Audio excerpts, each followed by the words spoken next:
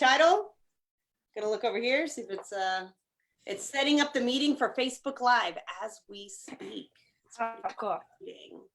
And it's 8. And I'm giving you guys, Adam and Catherine, you guys were part of what made Spring Q happen. Because I was like, shit, if they can go to Zoom, we can do this. How hard can it be? that was part of the story. Right, I'm right. like, well, they figured it out. How? And then I Googled it, right? Zoom to Facebook, and I was like, oh, this is so easy. So, like, by the way, guys, just so you know, we are live on Cal Ed Chat Facebook now. So, you know, the world may be watching. Hi, So, Nupur. give you that heads up, okay? All right. Hi, everybody. We have 2 people watching, by the way, on Facebook Live. So, thank you. We've already doubled our stats. That's right. That's right. Good stuff. And I will be monitoring the comments. We got 4 people now. We just doubled again. Glad you guys are here. This is exciting. Awesome. Cool. So, Layla, what's your Twitter handle? Principled lady. Oh, that's a goodie. That is regal.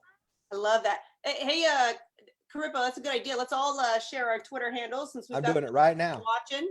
So I am Cat with a K _ Goyette. There we go. And Adam. Is at Tech Coach Waters.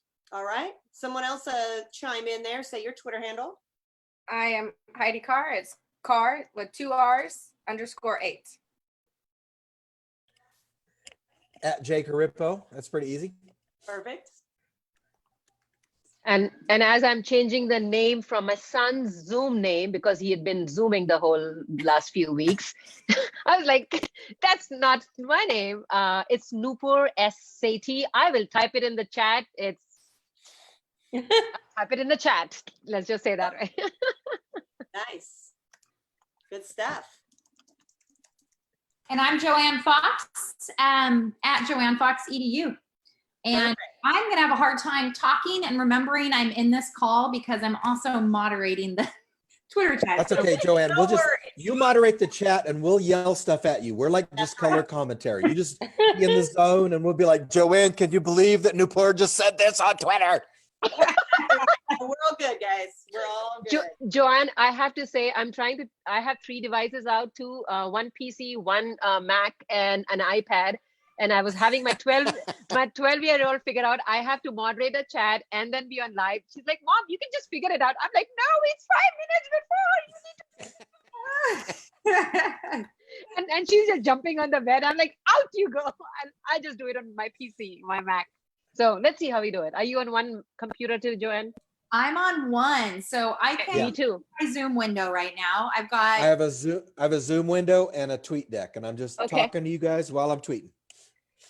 I can't see anything, so I'm just on my tweet deck. I got my 2 California Ed Chat like feeds happening next to my notifications and the scheduled tweets. And as you can see, the pre-tweets are going out right now on a schedule through the California Ed Chat account. But as I was saying before, we don't usually schedule our actual questions because we like to move with the flow of the chat. So we'll talk through here to see when it feels like we should move on to a new question, because sometimes questions kind of get deep. Yeah. And then And sometimes there's nothing happening and you can move on. It falls short. Yeah, for sure. What I think is really interesting about that is the whole topic of this chat is about the pandemic and changes, right? Right. So you have to be open to the fact that we're all changing here. So those of you that are watching on Facebook Live, you are witnessing history. This is the first time Cal Ed Chat is been scheduled, sounds like. So and it's also a tri chat. So we've got Cal Ed Chat. We've got let's see. Can we hear from Nevada Ed Chat? You want to talk to your chat a bit? Promote it. Yeah, I'll promote it for Sanel is the overall person for Nevada Ed Chat, and we typically go on Monday nights at 7 p.m. But we wanted to collaborate as a unit because Q is part of Nevada, and we want to come together between California and Nevada educators, as well as other ones who participate tonight as well. Absolutely. Awesome. And so mentioning Q, John, you want to speak to Q, who's also joining us today? I'm just here. I'm evaluating Nupur. She's there at the bottom in our Brady Bunch. I'm just doing, this is her evaluation. I'm the administrator. I'm not getting No, evaluated during pandemic. I'm just here to tweet like you guys. I'm just here to tweet like you guys. Nupur, introduce yourself. Okay, I hope it's not grading based. It's very credential and portfolio based evaluation, John, right here. It's a strengths-based evaluation, Nupur. You can't Okay, mess thank you. I'm just talking Todd Rose here, right there. There you go. There you go. So my name is Nupur Sethi, and I am a new kid in the town and doing QChat for the last few months. And join us on Tuesday at 7 p.m. for talking about ed tech and all sorts of innovation in education. Love it. And I gotta say, so Adam and I have a little chat going, sometimes it goes international, called CV Tech Talk. And the reason I mention that is because we have a CV Tech Talk member that just made a comment here on Facebook Live. She said, hi, moderators. Sarah Smith here from Sanger. She's an awesome library media specialist and tech coach. So anyone else that's watching, please follow Sarah's lead and put some comments in, and we will definitely give you a shout out. So And I want to give Catherine and Adam a quick shout out. Oh, go ahead, Joy. I want to let everyone know I just tossed out question 1, which is, what did we come to appreciate most from our previous EDU world before the pandemic? And what have you come to appreciate now? I noticed I already made a Twitter chat mistake. I forgot to put Q1 in my tweet, but hopefully people will get it. Maybe I'll retweet it on the. Okay, Joanne, I'm glad you said that because I thought it's just what I do that all the time. Because I've been I've been on chat like just as a participant. So I instead of Q0, Q1, I put A0. I'm like, yeah. no. Every ed chat I host, I will make at least one mistake. that's, So people, that's it's all right. okay to make mistakes. Yes, it Right. is. It's, in fact, it's better to make a lot of mistakes than to do nothing. That's my theory. Amen. Right? I Because love you'll that. get better over time. And then Adam and Kat, I want to give you guys props for this whole format of like doing your chat while you're on Facebook. I think that's just so fun. And folks can ask questions on the Facebook side too, right? You guys are monitoring that. So it's like a quad chat because we might get Facebook questions coming in. Yeah. And well, and the cool thing about it, we heard that there are people that told us, you know, I'm like cooking dinner, so I can't be on my computer tweeting and like typing, Yeah, but I can watch Just- the chat and still see what's going that's on. awesome. Yeah, Cool thing. So, all right. So yeah, question I'm one. just saying hi to everybody. That's like my job right now. I'm Hey, just saying that's hi to good. everybody. That's good. I So think we- Joanne and I are doing the nerve-wracking job right now. You guys are just socializing. Well, we are going to get to our content though. Don't worry. Don't worry. Socializing's good. We like to Answer right now. and content. Work-life fusion. That's right. So I do see, is it Danessa or Denisa? Danessa, right? Okay, I just want to make sure. Okay, so that was my first thought. But she says that in answer to the question of what have you come to appreciate from before and then after the pandemic. So she says being with the students, loving their expression, comments, and the way lessons can change with their thoughts and feelings. And she says, I miss them. That's the truth. I said something similar. I haven't submitted the tweet, but like eye contact with students, I think is really helpful. And so I do miss that, especially with an asynchronous learning environment. But yeah, thank you. Vanessa, Marla's here from South Dakota, you guys. That's pretty cool. And Sarah, who was on Facebook with us, said she misses the random pop-ins from teachers who come to talk to her and ask for info about ed tech stuff. Yeah, it's not the same as face-to-face. It's true. Oh, this is a good one, John. You're gonna like this one. Kim Bogie says that she's so glad she empowered her students with EduProtocols because the transition has been pretty seamless. So I would agree. EduProtocols is, you know, you're teaching kids a few different protocols, and then they don't have to worry about that, learning that structure, right? I mean, you could speak to that more, John. Yeah, and there's a lot of people that are doing a lot of good things, but I think that if you want to go bigger picture, Mhm. this is, I feel like as an educator, this has exposed the group of teachers that their main delivery platform is talking to kids and Mm. handing out worksheets, right? So they have lost all of that right now, right? So that you can give out the packets, but you may not get them back for 3 weeks and they might have cooties on them. And then, you know, if your instruction depends on you telling kids what to do, it's going to be really hard right now. Edu protocols are not. So I have been hearing from a lot of edu protocols people that are like, dude, this is nothing because they already know how to do a cyber sandwich. So I give them a new one, right? So that's an advantage. But I think the bigger picture is that it's exposing some of our institutional weaknesses. One of my favorites is any teachers that hated writing subplans. That's what we do now. Like every day is a subplan. It is. So, right. So there's a real opportunity to grow there. And how many of you have lost an independent study plan? Right. So everything's independent study now. So that's changed things a lot. I'm hoping that teachers are going to come out of this with a perspective that really like infects the profession in a positive way. And everybody, David Terrios here. So act smart. So, oh, by the way, Kim Bogie did make a comment in Facebook Live, so she's double dipping Twitter and Oh, nice. She's back. Now, Adam, you may have noticed Adam was doing something right there. With my hand. Can you talk about what we do every Oh. single TV Tech Talk Is here? this a virtual wine chat as well? I mean, it's Always. we can't be on video without wine. So there is a reason that we chose this wine tonight. This is the Tobin James Chateau Le Cash Flow, which is one of their are probably my favorite blend. It's not their most expensive one, but for $15 a bottle, you're gonna be hard pressed to find a better blend than this. It's definitely you get a lot of bang for your buck. But we chose it because it blends 4 varietals. It blends Syrah, Primitivo, Barbera, and Malbec. So we chose 4 because we have 3. 4. Hold on. Oh, okay. Of course, officially we have 3 hashtags in the chat, but since it's us, we're also CV Tech Talk, so that makes it 4. So 4 hashtags. We have 4 varietals in this blend. That's right. It's from Paso too. Good wine if you're My interested. hometown there. Yep. I mean, they had to make something good, right? Yep. I just noticed Oregon Ed Chats in the house too, you guys. Yeah, So we do. we're moving towards the quad chat. That was Howard Yes. Keenan's idea. He asked, "Can we include Oregon?" I'm like, "Yeah, go for it." Absolutely. I even Yeah, saw maybe it we in can do a Idaho. hashtag West Coast chat at some point. I Yes. saw an Idaho Ed Chat as well.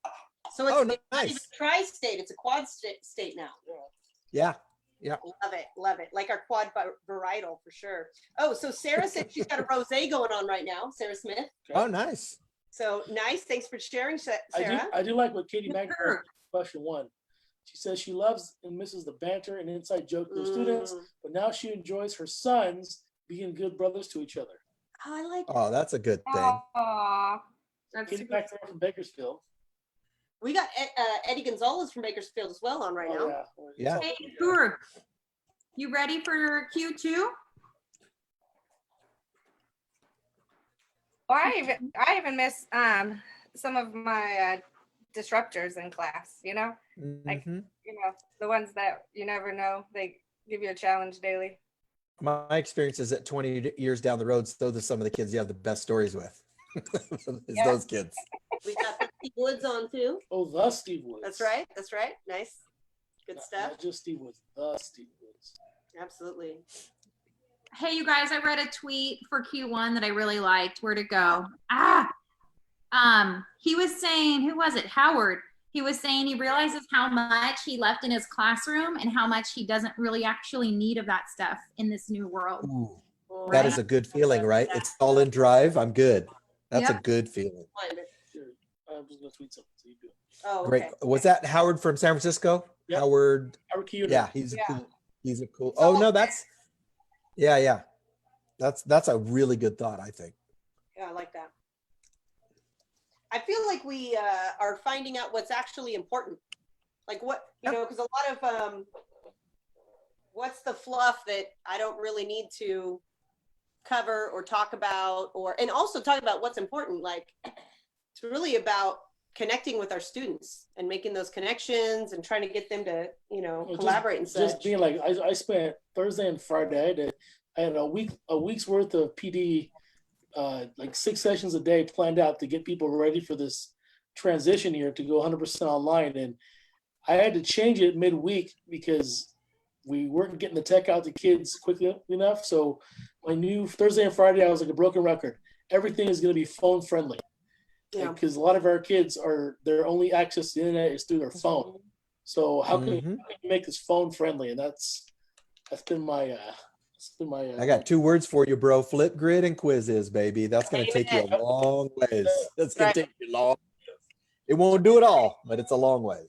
yeah. True. Super important to remember that because that equity piece is really real. And in Yep. many communities like ours, where we're scrambling to get those internet providers to help us out, that phone may be the only connection. And for some of our kids, we can't even do that. So we have to just continue to keep that equity piece in our mind in the forefront. Yep. And I love that, Layla. I think that sometimes people equate the internet with a Chromebook, and it's often it's the phone, right? So like even some of the toughest economic situations for people, mom and dad having a phone, there's pretty good odds. Now I need to design things that they can do quickly. And I may not get a 6-hour day out of them, but I can keep them learning and keep them in the loop. And it's actually an excuse to work with mom and dad like never before. That's the other cool part. Yeah. Mhm. You got to be careful too about, I like what you said, John, about it's not an 8-hour day, because a lot of these students, there's a data limit on their phone. So you Yeah. can't expect them to, so I think. Or that's- they're watching their siblings, right? They're babysitters. Right, So right. you can't expect them to just watch you for 6 hours a day. Yeah. And I think that's going to be one of the really liberating things is if we do this well, people are going to come out saying, wow, I was able to get a ton of learning done and it did not take 6 hours. And I think if folks like us can help people see that reality, it's going to make the profession a lot more effective. I have an interesting comment here on Facebook. Sarah says, what's not important, she's found. Ooh, I like that flip. is testing, not important. Whoop, whoop. Yeah. Time to waste in testing instead of having kids, designing learning experiences. I'm just saying. So it's interesting. This Yeah. is going to be real interesting to see what happens. I would love if, because the reality is like, we're not going to get rid of state testing right away, right? So how Right. cool would it be if next year the scores were higher than expected, like higher than I've been thinking 2 years ago? same That'd be fantasy. amazing. Yeah. What if the scores went up 20 points because we took a year off? Wouldn't it be amazing? That would be awesome. It could happen. It Yeah. could happen. I'm just saying it could happen. So especially Absolutely, because teachers may come back differently. They're going to come Yep. back differently. Yep. And so perhaps they're really And there's gonna going to be focus two on main that. differences, right? Hopefully teachers come back saying, I miss you people. I miss being with the kids. And then the second one is, hey, we can do a flip grid instead of 97 questions on that worksheet, right? So those really. two things could be magic. I mean, that it's a small thing that I will quote Adam Juarez right now. Grape juice is not that far from wine. It's not a big jump. You just have to wait a while. I think he said that once. Long time ago. I love that. It's an old school one. Okay. Nice. Did question 2 go out, Joanne? Yeah, it looks like it went out. Napur sent it out. It's how has your school or grade level team come together through the shift? Could even be district, Leela, since I know you're more of the district level and looking out how you can get the messaging out to people, which I have to say, you guys, that I think our cabinet members and our district level folks, I don't think they've been sleeping for the past 3 weeks. Right. No, I Yeah. agree. It's That's tough a to fair deal assessment. right now. Yesterday was my first day off in 3 weeks. Like first time I did Same here. absolutely zero work. We worked on weekends. And yeah, Yeah. it's been insane. But Yeah.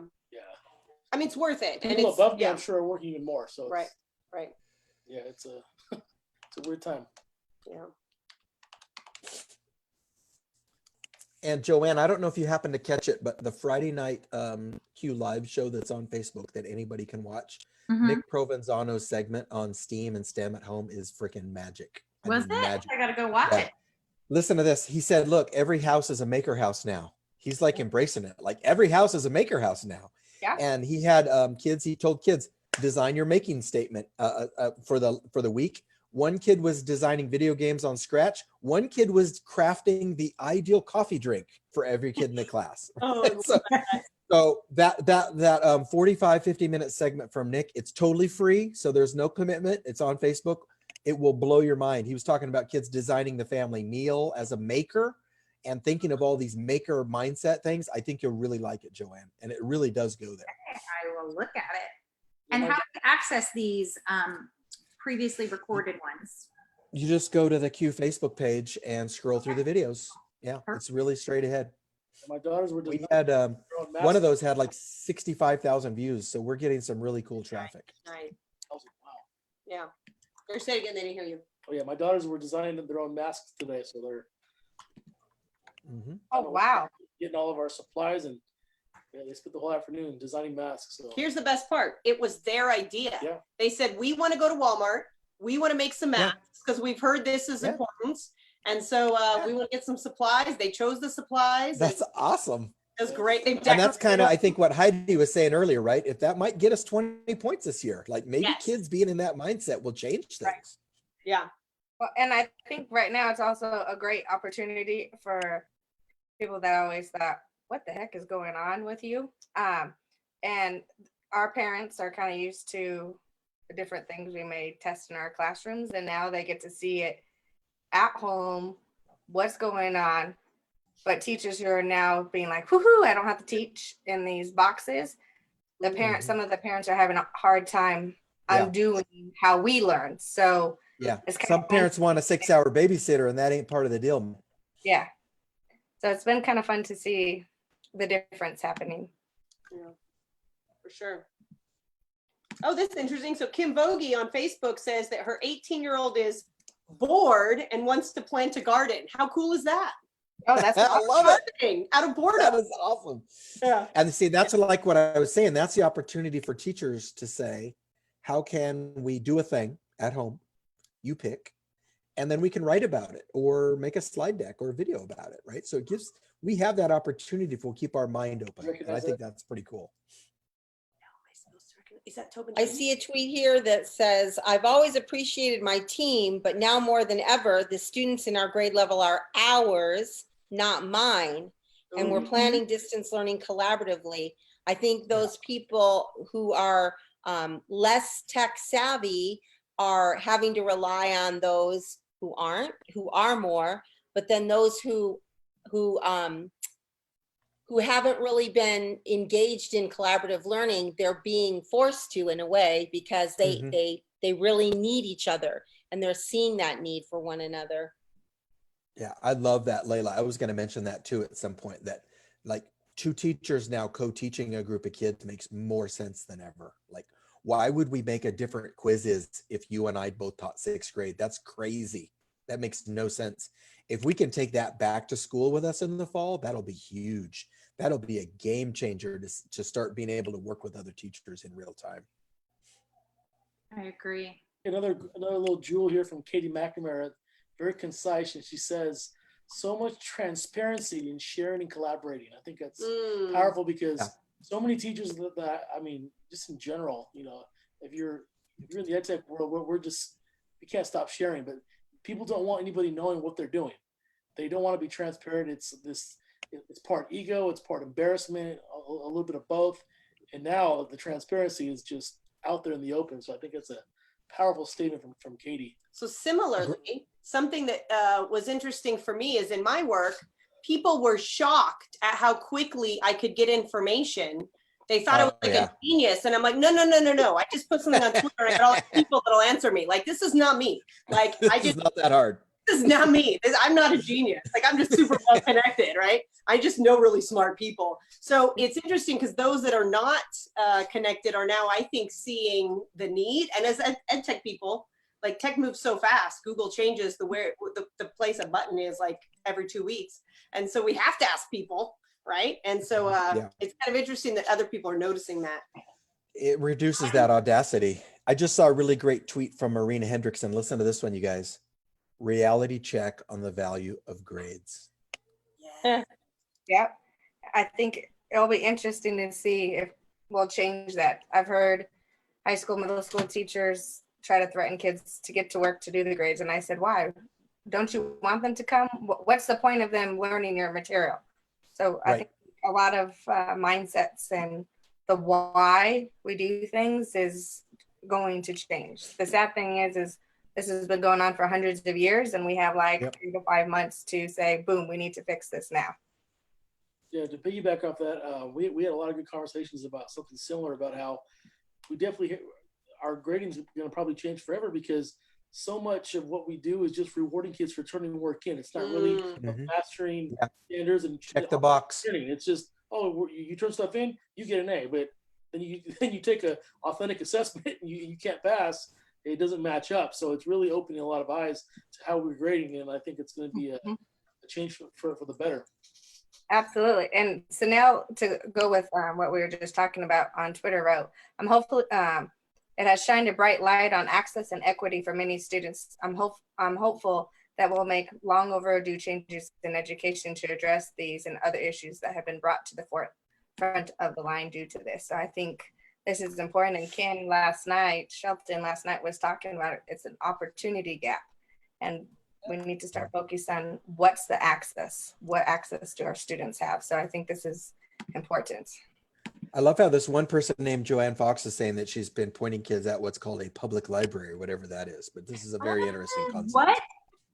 Can you believe I discovered it? I mean, I'm a huge library user. I live 5 blocks away from our public library, so we walk there all the time, but I'd never gone into their digital library. And as I was doing research for my all of the work that we're doing for the kids in our district, I realized we wanted kids to have independent reading, but they don't have access to the library. They can check out ebooks, right?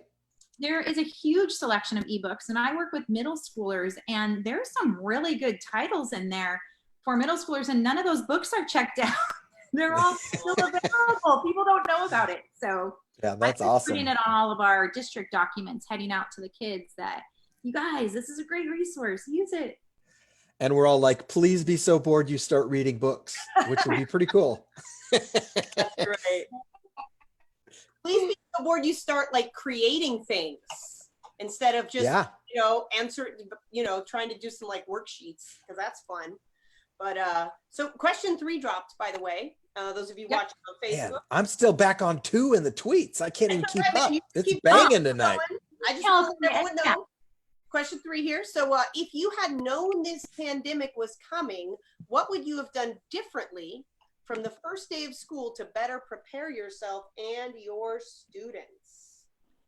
Of worksheets. Laura York commented. I would just double my worksheet count and then we'd be fine, right? She says, I'm seeing so many, how do I make this worksheet digital posts? Oh my goodness, on Facebook. For those of students who are not part of G Suite, what's your top recommendation for an alternative to introduce them to? Group question. So not on G Suite. I'd say like Flipgrid. Man, Flipgrid's really up their game. Like, Yeah. You can go on Yeah. Flipgrid. You don't even have to have. It's screencast now. on Yes, Flipgrid. you could screencast on Flipgrid. You could do whiteboards. You could do all sorts of Yeah. stuff. So I think Flipgrid is amazing. That's my answer. So anyone else though wants to chime in, go right ahead. So not a G Suite. So for an LMS-y kind of thing, Okay. well, I think you can get a Schoology for free if you're just a lone wolf, right? True. I don't Although know. Schoology's been having some issues, John. My daughter's Issues. school uses it. It went down on Tuesday, but it's been okay the rest of the week. My daughter was freaking out a little bit because she needed to get onto her live chat with her teachers, and that was the only way to access the link was through Schoology. And she had a Oh, that's a bummer. Friday, so the pressure was on. My daughter's school is all in. They're doing grades. It's like they're back in high school. It's just online now. My son was doing homework today. I'm like, son, it's spring break tomorrow. I don't understand why you have homework. What's He's wrong I with don't you? know. I don't know, but I'm just doing it. Okay. Like he wasn't complaining. It was funny. But That's cool. so the question that I have, because Joanne, talking about this whole, oh gosh, we have to get on this live session with our teacher. that whole synchronous learning idea kind of bothers me, and I feel like it's kind of inequitable if it's just synchronous and there's this expectation that you meet with your teacher at a certain time. Because like, what if I am with a family member because my parents have an essential job and they're working? Or what if I am a high schooler and I'm watching my, baby brother and sister or whatever? Like, so I kind of feel like synchronous is great, but there should be like different times you can join. And I feel like there should be an asynchronous component as well. So Yeah. So my Well, look at Coach Ben's that's stuff that he balance. does with the primary, right? It's awesome. oh yeah, Coach, yeah, Ben's awesome. I'm sorry, go ahead, Joanne. I was going to say my daughter's teacher does a balance. So if you can't make the 9 o'clock call, he afterwards does a flipped video of whatever lesson he had gone over in his face-to-face call. So, that's a good way to balance it, because obviously not everyone can get in at the same time. And if you have a household and your network access isn't a strong network access, you can't run multiple Zoom calls at once. At one point this week, I had a Zoom call at 9 and both my daughters had Zoom calls, and mine was really choppy. I had to end up just going on to a phone. We actually just used the phone. Yeah. It worked just fine. A phone and a Google Doc can take you a long way. Yeah, that's true. So we have another question on Facebook here. So the question is, here we go. From Kevin: how EdTech prepared do you all feel you were before this on a scale of 1 to 5? I have a feeling that the moderators here are probably going to be on a 7, but just because that's our world, like that's what we've done for many years. But I will say it's been interesting as a coach. There are certainly, and I know I worked with some of your teachers as well, there's certainly some like 0.5s out there. And what's really interesting though, I think, is all of the teachers that I have been working with virtual sessions and stuff, they're willing to learn because they care about their kids, right? And so even though they're like a 0.5, if I can get you to like a 1.2, I'm thrilled, because all of a sudden, like, you got a Google Classroom going now and you can send stuff to your kids. And so it's still growth, and I'm really excited about that. So that's my answers. I know everyone on this call is going to be pretty high on that number, but I think from what I found, educators are willing to learn because they want to connect with their kids. What have you guys experienced? Yes, I have definitely experienced. We've had teachers at my school that weren't really using technology, and now, we're walking them through each step. And then some of the apps I suggested, now they're like, oh, you were right. And this is so much easier and friendlier for the kids. Because I keep reminding them, it's not the parents' job, it's not the older siblings' job to teach them how to use the tools. So we've got to give them tools that they could use on their own, especially our little ones. That's important. And keeping kind of the same routine, especially for our pre-Ks and kinders, because you want them to get used to understanding the different tools that you may be using, but you don't want to give them too many at once. It's true. It's been really, really hard as a district administrator, to have teachers communicating with you who are really high functioning teachers, but they may not have been super tech teachers, right? Right. Like content expert, but not necessarily getting the tech. And not just content expert, but experts at connecting with kids and experts at the extra mile. And these teachers whose self-efficacy is really low right now, it's actually quite heartbreaking to hear from them, and feeling like they just don't know what to do. So those of you that are coaches that are saying, if I can take you from a 0.5 to a 0.8, we really, those of you who know what you're doing, you really need to hold these people up right now, because the worst thing that could happen is for them to feel like losers. And some of them that are communicating back to me, I want to do the right thing, Leela. I want to do right by my kids, and I'm worried I'm not going to be able to, because I don't know how. And it hurts my heart. It hurts my heart.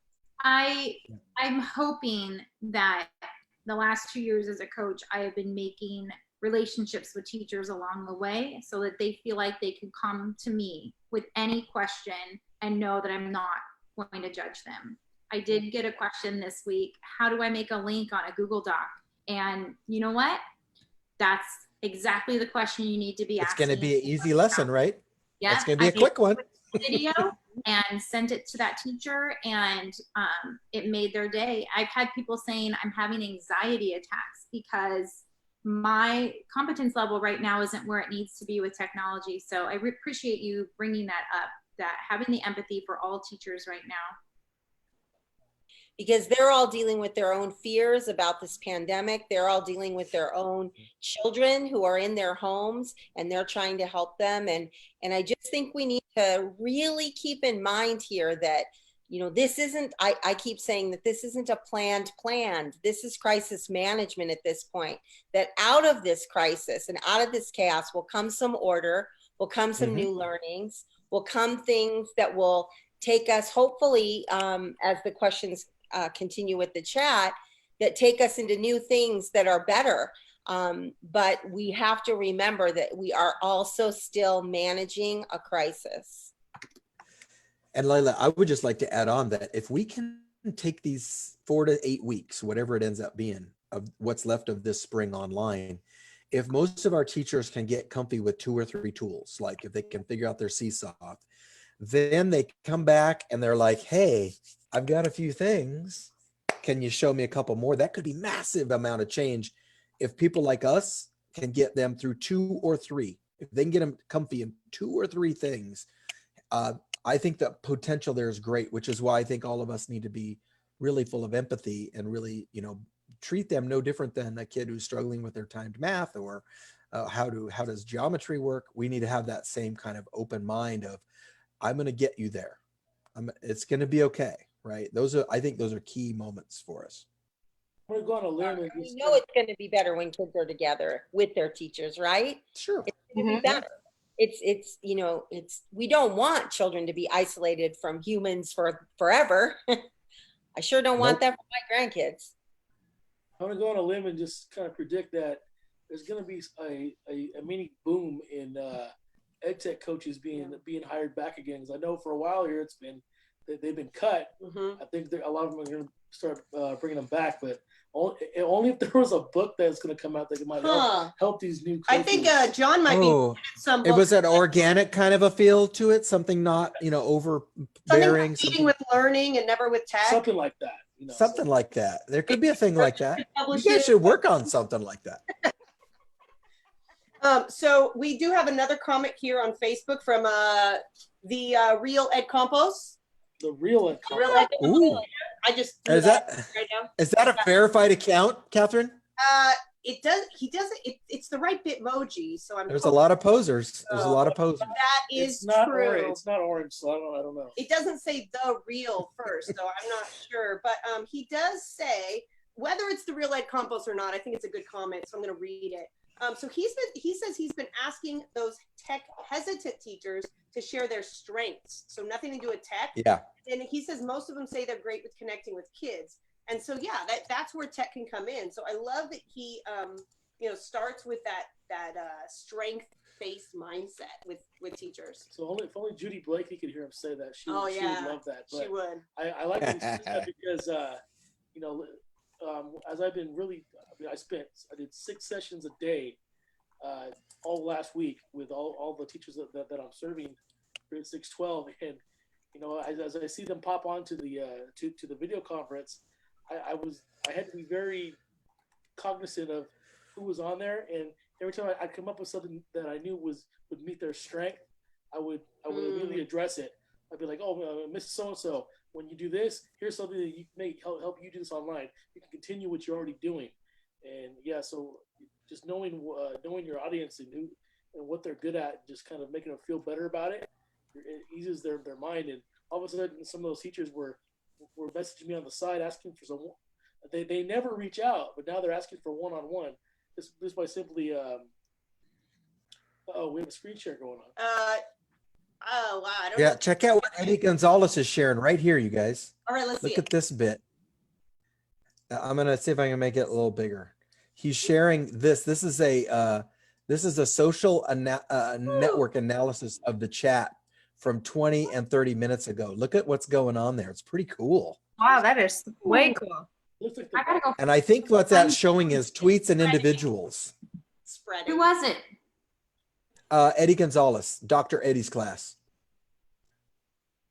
He's a solid educator right there. He's an okay soccer player. I used to school him, but he's okay with me saying He has, okay, so talking about tech hesitant teachers, he takes his sixth graders and his class goes to, he's not a tech coach, but he's like ed techie, like wanting to move forward with stuff. And so he'll take his entire sixth grade class, go to another class at the same period, and then the kids in that other class have one-on-one support from students. And so his Yeah, kids that's super are cool. one-on-one those kids. It's awesome. So I love that model.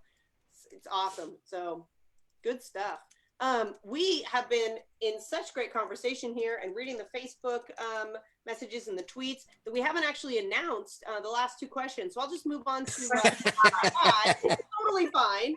But question 5 says, and it is a good one, this pandemic has disrupted the status quo, and what have we learned? So that's question 5. And I brought up Yeah. the obvious glaring negative consequence that hadn't been discussed as much as it should have been, but the inequities that exist right now. We have students who just aren't going to be getting the same access as others. And it's just way more apparent than it ever was before. It's funny, I've been saying, guys, I've been talking about the digital divide since 2014. Yeah. I wanted to add something. This to have people actually see it. Yeah. And, I wanted to bring up this conversation. I posted something on Twitter this morning. New York governor was talking about how it's a surge and flex moment where the hospitals are deploying and connecting with other hospitals to meet the demand right now. And I was thinking, this is the time that we need to connect. We need to have this inter-district connection right now. I mean, if my district cannot provide devices and or the leaders do not ask question to other district leaders that, hey, how are you deploying this? I mean, if we don't have the capacity, if we do not have the supply, shouldn't we be reaching out to those other districts who are able to do that? Just like healthcare is doing right now. What's stopping us from doing that? I mean, I don't have the answer. So I just, you guys are more expert. That's a great question though. But districts working together are no different than hospitals might. No, yeah, healthcare department, they are managing a crisis. We are in crisis. Healthcare, education, it's in crisis. What's stopping us?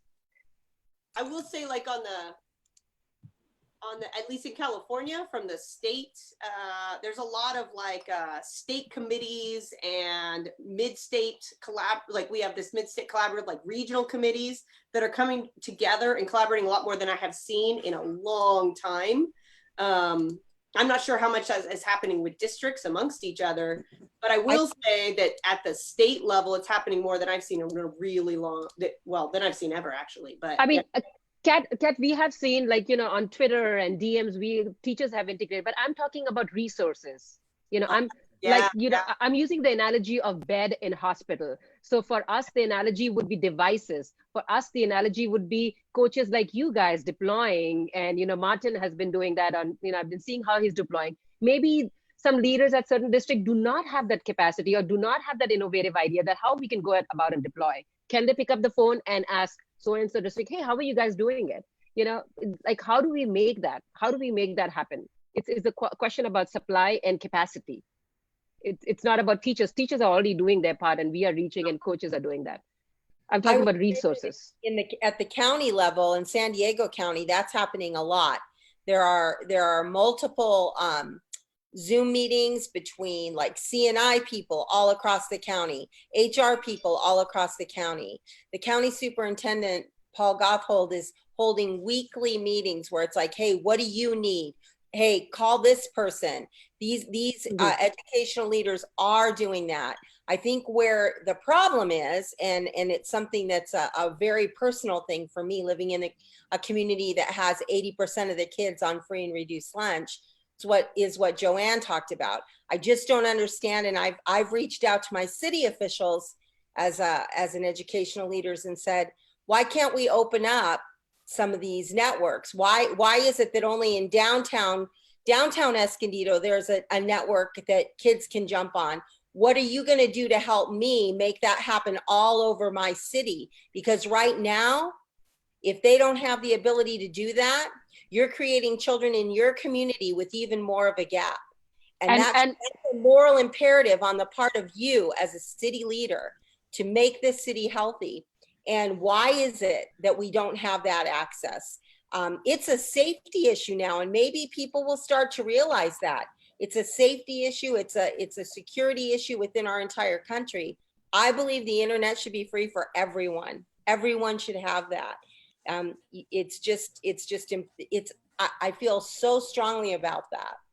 And Lela, you said it in the correct. I think when this is over, we would have created a bigger disparity. You would see that. I mean, there would be a bigger disparity, and we'd be fighting, what we should have fixed now. And I'm telling you, the people in I'm going out on a limb here, but the people in my community who've complained the most about us not doing things faster are the people who can figure it out themselves.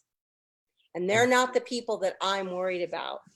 I'm worried And you're about right, Layla. When the I'm worried about the kid infrastructure, we can't find. I'm worried about the kid who yeah, we don't even, we can't even get him by phone. We have kids that I think have gone back to Mexico and we don't even know where they are right now. Mm-hmm. And that divide is so, it's a cavern now. It was something that people sort of talked about. Like you said, I've talked about this since 2014. Now it is an absolute Grand Canyon. Mm-hmm. Got a great tweet here from Stephen Dull out of Indiana for question 5 about how the pandemic has disrupted the status quo and what we've learned. He says, trust. Teachers have had to trust themselves to implement strategies for weeks, and they've only had maybe a day or two to actually do this. And admin have had to trust teachers to hit the ground running for extended e-learning with less than a week's notice. And I like what he says here, because I know it's something I stole from you, Carippo, on Facebook about how, now we need to learn how to treat teachers as professionals and like not micromanage them and just trust that they're going to get their job done. So I'm glad that Stephen tweeted about just trust in general from, just teachers to kids and from admin to teachers. It's a huge disruption of the status quo. Yeah. well, and Layla, I wanted to give you a little more ammo in your fight there as a former IT director. The internet costs ISPs nothing. They pay for the network.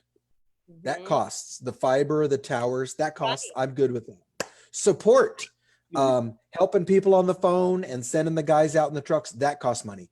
Yeah. But the internet should be free for all schools. That's actually my mantra is why we shouldn't even have E-rate. You should say, oh, you're a school, free internet. Exactly. You pay for the hookup and we're good. And I think this is going to start some of those conversations, because back to Joanne's point, we've got kids that they're all over the place who would happily join us if they had a network, right? And I think it's going to expose that disparity over the long run. It makes no sense that kids in California cannot afford to get on the internet as a student. I'm not talking about 23-year-olds who may or may not be in college. I'm talking about kids under 18 should have a free filtered internet. That should be not a problem. That it will cost the internet companies $0 to share that. The challenge, and I know Carippo, you know this as well, is in these rural areas or these mountainous areas. Even those companies right now that are giving free internet to students, sometimes they can't get there because it's too, they don't have the infrastructure. They don't have, and so that's a tricky one too. I do like, and I don't know how big of a difference it'll make. There's still going to be a huge disparity, but I like that Google has now said we're going to give, access points and Chromebooks. And what I love about it is that they said we're going to focus on rural areas. Yeah. Because, because sometimes in those urban areas, you've got businesses that will chime in and they'll kind of bring, but rural areas are so tough. Mm-hmm. Because it's not just about, oh, there's free internet. Well, great. I can't get that free internet because I live way out here. You And can't. I have a huge part for the outlying parts, but just think about it this way, you guys. If you said, 88% of kids do have internet access, you're not going to build your whole plan for the 12%. Now, you don't want to leave the 12% behind. I get that, right? So that's one of the disparities too, is I see there's some educators that say we can't help anybody because we can't help everybody. That doesn't make sense either. And And I that's think what we've got to be that's what started to happen with the special ed at the beginning, Right. right? They're like, Right. well, if you can't do it all, then do nothing. And then everybody took a big stop, it's like right? that's like and, well, that sounds crazy town. and that's crazy town, right? So you do what you And- can, keep pouring out whatever you can, but Right. always keeping in mind, how can we do it better? Right. And I Lila, mean, I if I think had a we're high just school with use- 500 kids and 6 didn't have Wi-Fi, I'm not going to build the whole school around the 6. I'm going to build a super cool plan for the 6. Sorry, Nepur or Vivian, no matter, depending what you're going I'm sorry, that's my son's name. It's Vivan, but Vivan. yeah. I wanted to say the same thing. You know, I think now we are using these IEPs and all the 504s and as an excuse. This is not. We are not going to be able to address the can't needs do anymore. anything. Let's not do That's anything about Crazy it. town. Yeah. Oh my God! And those same Wait kids are wait spending a the whole day year. What the- Minecrafting and on Etsy and painting, and they're fine, right? But I can't help you with your 504. That's crazy. Well, and similarly with the access issue is there were a lot of schools that said, oh, they don't all have internet access and or devices, so we're going to give paper packets to everyone, you know, and Yes. even California Department of Education said you don't have to have the same channel of the way that you give everyone the instruction. So, you know, which also means though that you do have to provide an alternative for those students that don't have access, right? So if you do have to have some paper-based activities, first of all, let's make sure they're actually good, because you can do Oh, wow. paper Yeah. that says go outside and do this, like, you know, I want you to notice and wonder what's going on in nature. I don't want you to draw a sketch, you know, like you could do some good stuff. I want you to do some mathematics. I want you, you know, build some things, do some cooking, right? But but it's funny because like was said before, they say, oh, well, not everyone has it, so let's just go to the lowest common denominator. Adam talks about that all the time. Let's teach to the lowest pander. Yes, Pander. right. Let's make it as sucky as possible. Right. Yeah, make it sucky for everyone. Make everybody hate it, and then Right. talk about school pride. And I was actually very I'm shocked and actually excited at the same time that, you know, our district, who I expected to pander to the lowest common down there, because we have probably a third of our kids without internet access. And our superintendent from day one's like, no, we are by phase 2, we're going 100% online, and we're going to figure out those third that aren't connected. and that's the way you do it right there, right? I was like, hell yeah, this is Figured out. so happy now. Yeah. And hopefully that leadership feeling carries forward after we're done with this. That's the hope. Yes. Heads up, you guys, we are down to 7 minutes, so we should probably start thinking about closure at this point. That was a fast hour. Oh, That yeah. was out That's a good Q7. sign. By the way, Q6 is already gone, and I'm gonna shoot out Q7. Perfect. Let me warn everybody. I'm sending out the warning Oh, tweet. if you guys didn't hear the Q6, it's about, you know, how do we make sure to do the right thing all the time? You know, we always remember things under pressure and under like things have shaken up, but we forget this storm will go and we'll all be sailing through, like, you know, there's a calm, and we'll forget all of this. So, you know, so how do we remember? I mean, should we journal? People like should us have to remind people. Well- yeah, or we go to the policymakers. Yeah. Yes. But I also think it's important that teachers need to stop looking at that test. I think this Yes. is a perfect time for the why a test. You don't teach to a test, and we teach to our students. So hopefully teachers will remember, if you teach our students, they will be fine no matter what obstacles they may face, but we teach them and not to a paper or computerized assessment. Great All thoughts. right, so Tanya, question for 7 sure. just dropped. What is something from this experience that you will take with you when things get back to normal? If there's ever a normal. Yeah, and I Yeah, put you that in have to quotes. define normal. I did that because hopefully, like, my hope is that normal is not what it was before. Like, we actually grow and change to the extent that we you know, it's not what it was before. We're better, right? So hopefully that's what people will say. We'll see. So you know, Kat, how it happens that new new habits are something that becomes norm. Mm, You know, in tech Yes. world, there's something called disruptive innovation. You have to Yes. constantly disrupt yourself.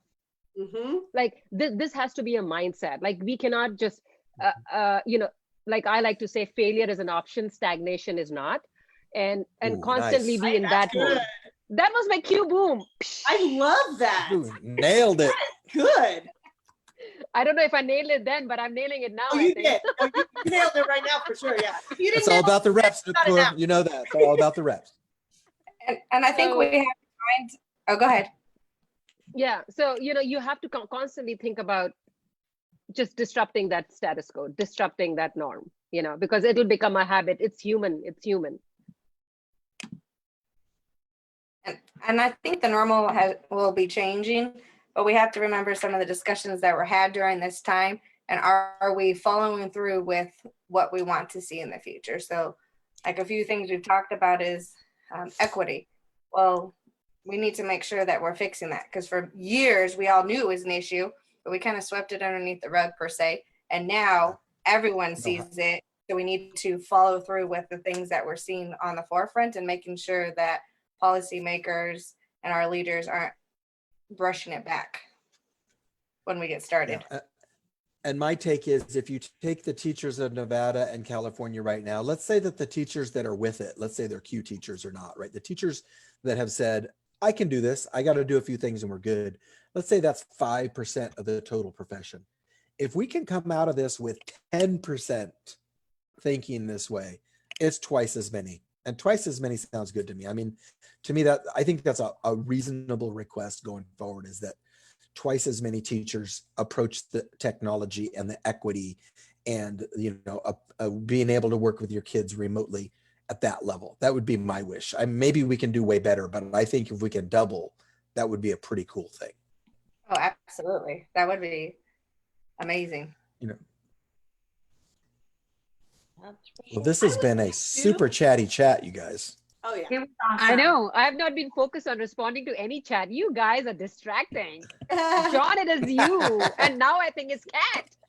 Yeah, probably. Yeah, yeah. 10% of this chat.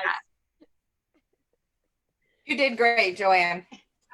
Well, I Yeah, don't know if everyone tweeted. I'll go back later and read it all. I know, John. I think it's so much fun. This is awesome. So we still do have 3 minutes though. We So, do. you know, we can still Where do we have find the our- link?